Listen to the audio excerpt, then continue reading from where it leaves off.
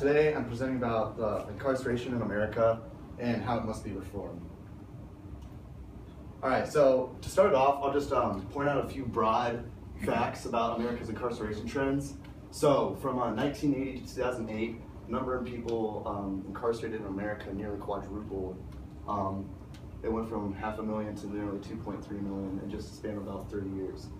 And now, so the U.S. comprises about 5% of the world's population. It now makes up about 25% of the world's incarcerated population. And then this last stat's kind of scary as well. Combining the number of people in prison and jail with those under parole or probation, nearly 3.2% of all adults are actually under some form of correctional control.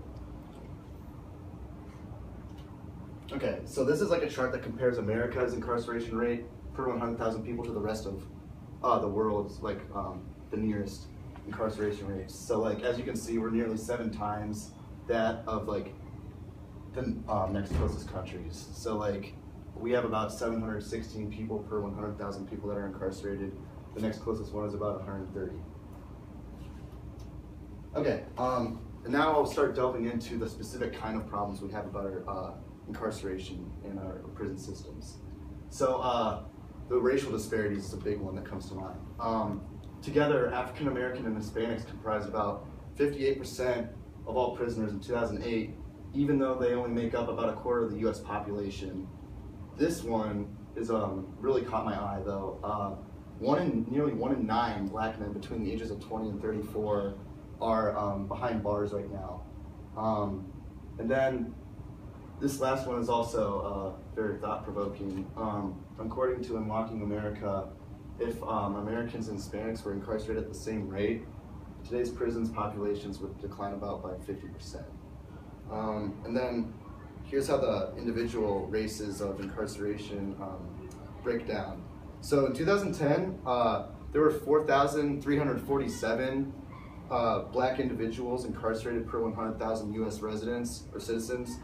And of that, and then there were only 678 white incarcerated individuals per 100,000 US residents. So as you can see there, that's nearly like 8 times the amount. Black incarcerated residents is about 8 times the amount of whites being incarcerated. Okay, so drug disparities is another one. There's about 14 million whites and 2.6 million Africans report using African Americans report using illicit drugs. One thing I wanted to point out was black people use drugs at roughly the same rate that white people do. Yet black people are 10 times more likely than white people to be incarcerated for drug-related crime. And then, as you can see, 61% of federal prison inmates are there for drug-related offenses. Most of those, like I think like 75% are actually just possession-based. In 2011, over 750,000 people were arrested for marijuana-related charges, and 87% of those were only possession-based. Okay, other problems worth mentioning are the sexual assault and abuse cases in our prisons. Nearly 9,000 allegations occurred in 2011. Another huge thing is the amount of money that's wasted that we're indebting towards prisons and the prison systems. Nearly $75 billion every year is wasted towards this. And also another thing that's going to sound really weird is 7% of America's prison population is housed by privatized industries. So basically that means the longer an inmate is kept in a privatized industry, the more money they're making. So it's basically making a business out of incarcerating people. And then solitary confinement. Solitary confinement has been, there's been studies done in it. It's been proven to produce mental illnesses in people. Prisoners have reported changes in vision, unawareness of where, or having difficulty navigating their surroundings, and also prolonged depression that occurs even years after they're released from solitary confinement. So aside from the problems itself, what are the factors contributing to this mass incarceration problem? So the war on drugs and the gift tough on crime policies of the 1980s and 1990s really spiked this increase in incarceration. And then also the mandatory minimum sentencing for especially with the disparities in crack and cocaine sentences was another one that really increased the incarceration rates. And so mostly everyone in the legal and police systems has reasons to maintain status quos, and that's because everyone's basically like, it's not a merit-based thing, it's more of like a quota-based kind of thing. So like legislators, their profile is raised by the amount of people they criminalize. Policemen, some of them must meet arrest quotas. Prosecutors, they need to maintain high conviction rates to maintain a job for themselves. And judges, it's the same thing, they're handicapped by this these sentencing guidelines where they must meet certain standards. They must have a certain amount of people that they're sentencing. Okay, and so now, aside from the factors contributing to it, what are the effects of it? So what's happening when all these people are being incarcerated? So America has the highest recidivism rates in the world. Look at this stat, this is crazy. 67% of former prisoners are rearrested and 52% are reincarcerated, and that's nearly 5 years outside of release. And then another thing that makes the recidivism rates really spike is the fact that convicts are ineligible for welfare, student loans, public housing, food stamps, all sorts of government programs. And also, playing into this is the high rate of homelessness and suicide among newly released ex-cons. Okay, so now that we've laid out all the problems and the factors that contribute to them and what happens as a result of this incarceration, what can be done to reverse these trends? Because obviously there needs to be something to be done. Before we analyze the possible solutions though, let's focus on what the motive is even behind our prison systems. So basically, our prison systems are supposed to punish people, prevent them from committing the crime again, and then deter others from breaking the law. However, in America's system, more of the motive falls on the punishment side rather than the rehabilitation side or the deterring others from breaking the law. And another thing that a misconception with America's prison system is there's a misconception that being tough on crime is being tough on people, but that's not the same thing. The wars on crime and the wars on drugs are actually being fought as wars on people today. We're attacking the people who are doing it, not the problem itself. So I'm going to present some possible solutions. Okay, so myth. Like I just said, increasing arrests and imprisonment is an effective strategy for reducing crime. Obviously that's not true. The way our prison systems run has the highest incarceration rates in the world, highest recidivism rates in the world. We're not heading towards the right direction. So a possible way to do this is possibly decriminalize drug use, okay? Because many of our inmates are nonviolent offenders who've just been thrown behind bars because of a possession charge. So we could also do this by moving the nonviolent offenders through the prison system more quickly. So if you're busted for a possession charge for drugs, do you really need to be thrown in the same cell as some guy who's committed murder numerous times and be considered the same as him? Like, that's obviously not the same thing. And lessen, if not totally abolish, the minimum sentencing guidelines. So in Europe, they have a much lower recidivism rate, and their minimum sentencing guidelines are set from 1 to 5 years, whereas in most jurisdictions in the US it's set for 10 years at least. Okay, so rehabilitation is the main focus of fixing this, finding a remedy to this recidivism problem. So we need to rehabilitate prisoners and restore them as a productive member of society rather than just punishing them and treating them like animals and expecting them to be a totally functioning adult once they come out. I mean, they can't even get food stamps, they can't get welfare, they can't get student loans. How do you expect them to be admitted as like a normal citizen again? And another thing is, many of the prisoners have drug and substance abuse issues, but only 1 in 10 of those are actually helped with that problem. And then this is an astonishing fact right here. According to the Research Triangle Institute, the savings for providing drug treatment programs instead of incarceration over a 6-year period would be about $47,000 per inmate. Now, this has only been tested on small scales, but I'm sure we'd reap the benefits of it if it was instituted on a wider, broader scale. Okay, so there's more solutions continued. Separate the violent and non-violent offenders from each other. You could do this by having 0 violent areas in prison.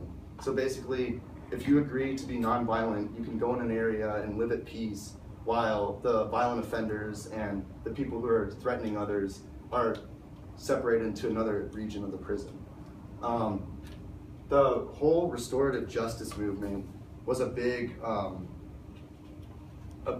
aspect of this kind of rehabilitation kind of movement. Basically, it's a victim-offender reconciliation program. So this is basically having the offender and the person who the crime was directed at meet. So basically, like, have them meet at a prison cell, talk it over, forgive each other, based on that sort of thing. So yeah, try to outreach to current inmates.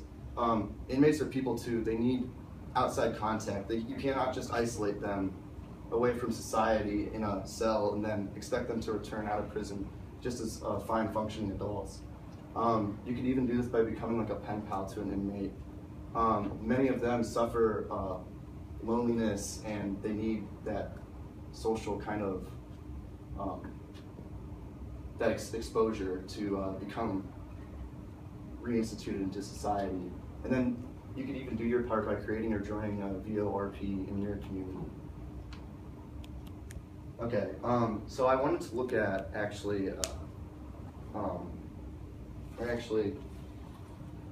so the restorative justice thing can be broken down into 4 main pillars.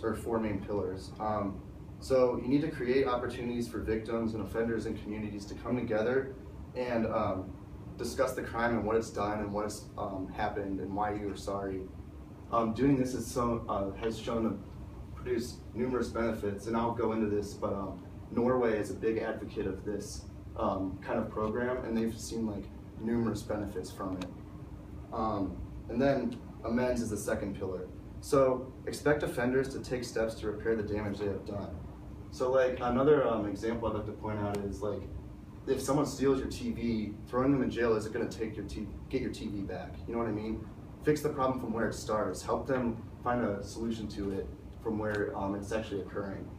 And then reintegration. So that also plays along with this VORP. We need to seek to restore the offenders back into society, and we need to give them social exposure, and we cannot isolate them and treat them like animals and like in small confined cells and stuff like that. We still need to remember that everyone deserves a second chance as well. You know what I mean? And then inclusion. That's basically going along with the reintegration. And so I do want to look at Norway's prison system because they have the exact opposite trends of us in incarceration.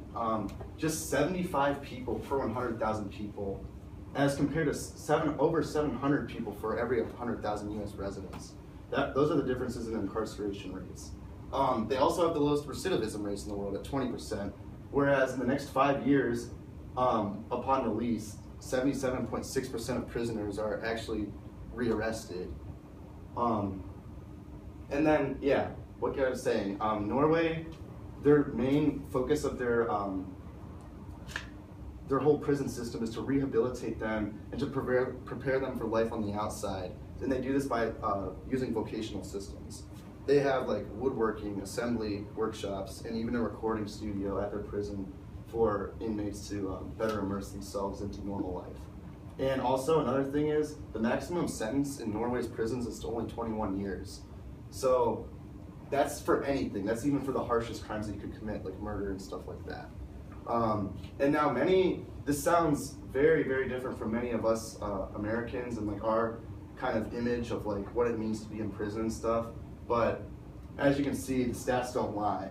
You know, forgiving people, trying to rehabilitate the inmates, that plays into enormous gains in lowering the recidivism and the incarceration rates over the whole country. However, though, so I put an asterisk by that 21 years because Norway bases their prison system on like if they're ready to be let go into the real world. So if they're not ready yet, every 5 years they're evaluated, and then if a psychiatrist or psychologist deems them not ready to go out into the real world, they must stay for 5 more years. But it's been proven to show benefits and stuff like that. However, I do want to point out that there was a incident with a Norwegian extremist. His name was Anders Breivik, and he killed 77 people in a bombing and was only sentenced to 21 years, the maximum sentence. Now, many of Americans were completely up in arms about this. I mean, it really disturbed many Americans when they heard this. But Norway, they abided by their policies and they went ahead and sentenced him to 21 years. And keep in mind, that's literally like 100 days, less than 100 days for each life that he took away in that bombing. So, I don't know. It sounds kind of, and so, well, I guess that's basically my presentation. Awesome job, guys.